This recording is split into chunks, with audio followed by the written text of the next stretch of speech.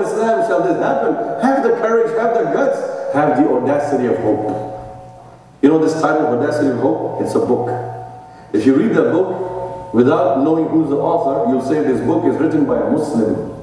I can guarantee you that. I'll change my name if you don't feel that. Just read the book, Audacity of Hope, without knowing who's the author, you'll say it's a Muslim. But when you look at the front cover, guess who's on the front cover? The next president of America is on the front cover. Okay? He wrote the book. Very beautiful book. Read his book. He's a Christian. He claims he's not a Muslim, even though in his blood is the blood of a Muslim too. Because you know in Islam, al-jinsiyah, the heritage, the lineage in Islam, al-jins continues from the father. If in your blood is the blood of your father and he was a Muslim, you are considered Muslim, whether you like it or not. So, if you read the book, everything that he says in it, words of inspiration, words that are instilling, invigorating the mind of the person to, like we say in Urdu language, you know, just to do, the desire, the fervor, the zeal to do something.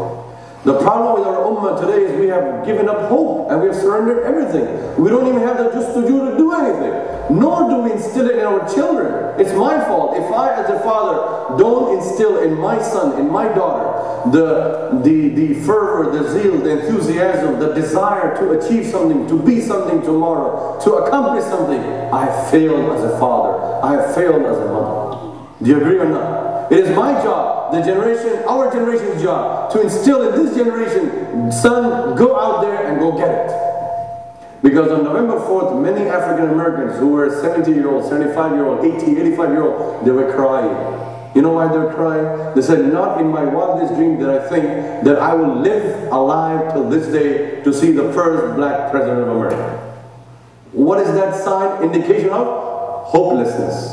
They had given up hope. That not in my life will we see that. But Allah proved them wrong, showed them in their own life, not only in their life, but in their children's life and their grandchildren's life. 3 generations, or in some places 4 generations in a household were glued to the TV and they saw the first black president of America.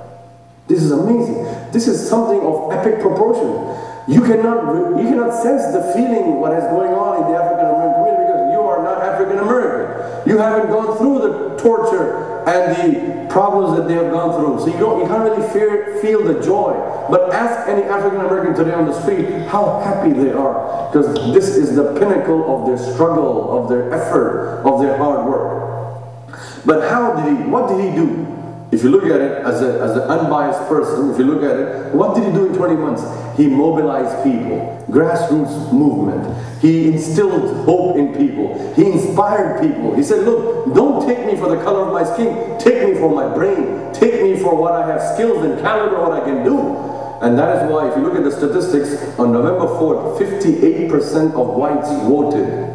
61. Huh? Some reports say 58, some say 61, but let's say 60. 60% of whites voting for Barack Obama, that's a big achievement. That is telling us, like that young boy said, that people think we are stupid and idiotic. That is the perception people had about the blacks in America. If you ask anybody, what do you think of a black American? That's how they felt. The perception that people had of Afro-American race in this country was very negative, very derogatory. But this man and the people that are with him changed that perception in the minds of people so that they can go and touch the screen for this person's vote. How did he instill hope? Now what I'm saying is, Allah is saying, look, if you work hard, if you're weak and if you work hard, you struggle, Allah is saying, I will give you leadership. This is for a non-Muslim. That Allah has done such a thing like that. In the Quran, Allah is saying, I'll do it for you Muslimin. That means if we do the same thing, if we struggle, if we strive, if we start implementing hope in the lives of our children, certainly Allah will change our ahwal. Certainly Allah will change our condition. Remember what Allah says in the Quran, إِنَّ اللَّهَ لَا يُغَيِّرُ مَا بِقَوْمٍ حَتَّى يُغَيِّرُ مَا بِأَنفُسِهِمْ.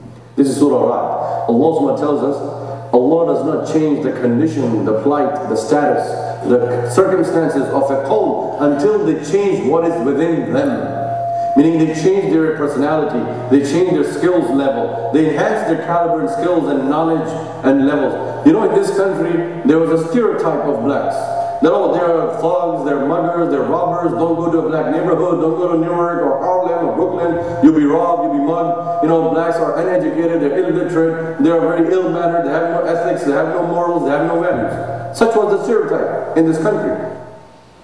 and they're not very educated, and they're not very rich, they're very poor in poverty, they live on food stamps, they have no life. This was the perception in this country in the mainstream. And that perception got changed over 150 years. One of the persons who did that was who?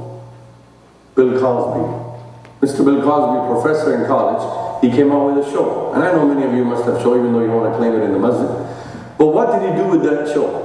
He changed the perception of people. He showed that African American families are educated people. They can be doctors, they can be engineers, they can be professors and lecturers in a school or college.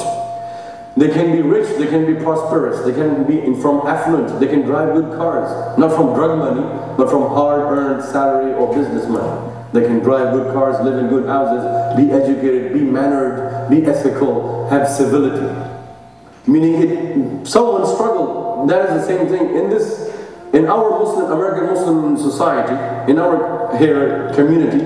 We have to have such sisters like Rosa Parks, who was there to change the African American perception. We need sisters in Islam who can have the guts and the hope and the boldness to say, look, you cannot discriminate me, you can't do racism to me because I wear hijab, or because I wear a jilbab, or because my dress is different, or because I look different. We need to have brothers who are strong. We need to have imams in masajid who are like Dr. Martin Luther King, who is a reverend from a church, who can give hope to the new generation, who can teach kids that, look, you have equal rights, you have equal haqq, demand them, acquire them, achieve them, and implement them. We need people like Malcolm X in this country, who can teach people that, look, we have our own self-dignity. Think good of yourself, don't think bad of yourself. You know, when a qawm loses hope, when they start losing their self-esteem, when they lose their morale, when they lose their self-dignity, they feel like, yeah, I am bad, yeah, I am stupid, yeah, I am idiotic, yeah, I am like that, maybe I can't, yeah, I'm hopeless, maybe I can't do it, yeah, my